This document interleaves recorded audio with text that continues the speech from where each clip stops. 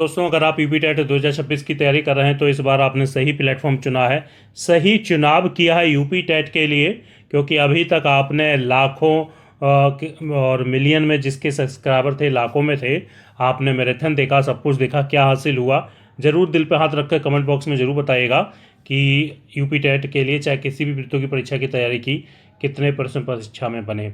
तो आप सभी सच्चाई से रूबरू हुए हैं, लेकिन इस चैनल के माध्यम से आपको वही कराया जाएगा जो यूपी टेट में आपको देखने को मिलेगा। तो चलिए, आज का पहला प्रश्न है और आज का वीडियो थोड़ा हटकर है। प्रश्न और उत्तर जल्द से जल्द बताया जाएगा और इस वीडियो में ज़्यादा से ज़्यादा प्रश्नों को कवर किया जाएगा। तो पहला प्रश्न ये रहा, जैव विविधता बायोडाइवर्सिटी का हॉट स्पॉट किसे कहा जाता है।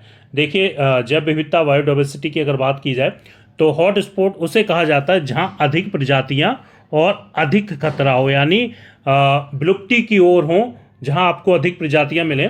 तो यहाँ पर राइट आंसर आपका बी हो जाएगा। बी के साथ चले जाएंगे। चलिए, अगला प्रश्न यहाँ पर देख लेते हैं। अगला प्रश्न आपके सामने यहाँ पर पूछा जा रहा है, यानी यहाँ पर है एंडेमिक स्पेसिस क्या होते हैं। एंडेमिक प्रजाति के बारे में यहाँ पर पूछा जा रहा है। तो एक ही ऐसे स्पेसिस होते हैं जो केवल विशेष क्षेत्र में पाए जाने वाले होते हैं, उन्हीं को हम क्या बोलते हैं, एंडेमिक स्पीसीज बोला जाता है। जब भी एंडेमिक स्पीसीज आ जाए तो जहाँ पर विशेष क्षेत्र में पाए जाने वाले को लेकर बात की जाए या विशेष क्षेत्र में देखने को मिले तो आंख बंद कर आपको यहाँ पर लगा देना। इस वीडियो का मकसद है कि आप सभी को यानी ज़्यादा ज़्यादा प्रश्नों को कवर किया जाए और कम समय में। तो चलिए, अगला प्रश्न यहाँ पर देख लेते हैं।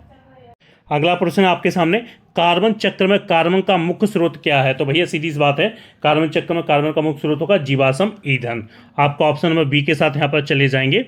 बी राइट आंसर हो जाएगा। आज का जो वीडियो है सब आपको उत्तर बताया जाएगा। बाकी मैंने तमाम वीडियोस किया जिसमें डिटेल के साथ बाकायदा आपको अच्छे से यहाँ पर डीपली में समझाया है, उस क्लास को जरूर देख लीजिएगा।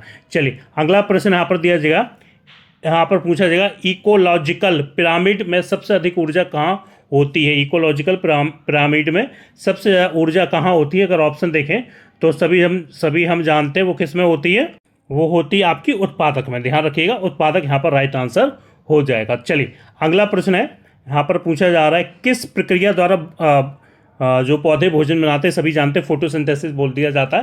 प्रकाश संश्लेषण ही इसका राइट आंसर होगा। ऑप्शन नंबर बी के साथ चले जाएंगे। चलिए, अगला प्रश्न यहाँ पर देख लेते हैं। अगला प्रश्न यहाँ पर एक आ गया है, चलिए मैं आपको दिखा देता हूँ।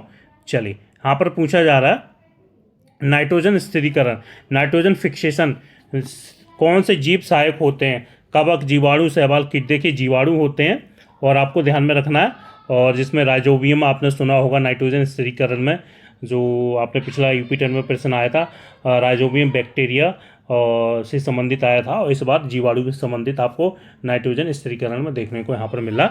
बी ऑप्शन यहाँ पर हो जाएगा। चलिए, अगला प्रश्न यहाँ पर देख लेते हैं। अगला प्रश्न आपके सामने, एक मिनट रुकिए। हाँ, यहाँ पर पूछा जा रहा है, निम्न में से कौन सा वायु प्रदूषक प्राथमिक प्रदूषक है।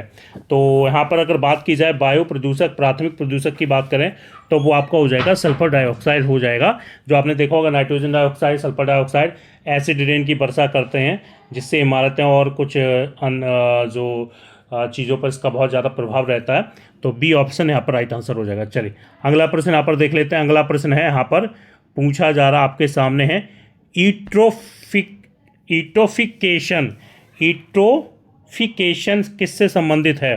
तो भैया सभी जानते हैं, जो इसका राइट आंसर आपका चले जाएंगे ऑप्शन नंबर बी के साथ चले जाएंगे। बी राइट आंसर होगा, जिसमें जल में पोषक तत्वों की अधिकता, इसको ही बोलते हैं यूट्रोफिकेशन। ठीक है ना। चलिए, अगला प्रश्न यहाँ पर देख लेते हैं। यहाँ पर देखा जा रहा, ट्रॉफिक लेवल क्या अर्थ है। तो भैया ट्रॉफिक लेवल का अर्थ है, आपने पढ़ा होगा ट्रॉफिक, जिसमें खाद्य श्रृंखला का स्तर बोला जाता है। ऑप्शन नंबर बी के साथ यहाँ पर चले जाएंगे।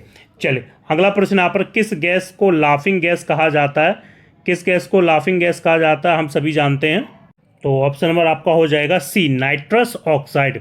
नाइट्रस ऑक्साइड को ही लाफिंग गैस कहा जाता है। चलिए, अगला है, ओजोन छिद्र का मुख्य कारण क्या है। सभी जानते हैं क्लोरोफ्लोरोकार्बन, CFC होती हैं सबसे ज़्यादा ओजोन होल के लिए, छिद्र के लिए जिम्मेदार। चलिए, अगला प्रश्न यहाँ पर देख रहे हैं। प्रश्न क्या 12वां है आपके सामने, बायोस्फीयर में क्या होता है। बायोस्फीयर में क्या होता है, जहाँ क्या होता है जीवन संभव है, उसको बोलते हैं बायोस्फीयर। ऑप्शन नंबर सी के साथ चले जाएंगे, बिल्कुल सही हो जाएगा। अगला प्रश्न यहाँ पर है, इंडिकेटर स्पीसीज क्या दर्शाती हैं? तो वो दर्शाती हैं दोस्तों पर्यावरण की स्थिति दर्शाती है। कौन? Indicator species. ठीक है ना। चलिए अगला प्रश्न यहाँ पर देख लेते हैं। अगला प्रश्न आपके सामने यहाँ पर स्क्रीन पर रहा।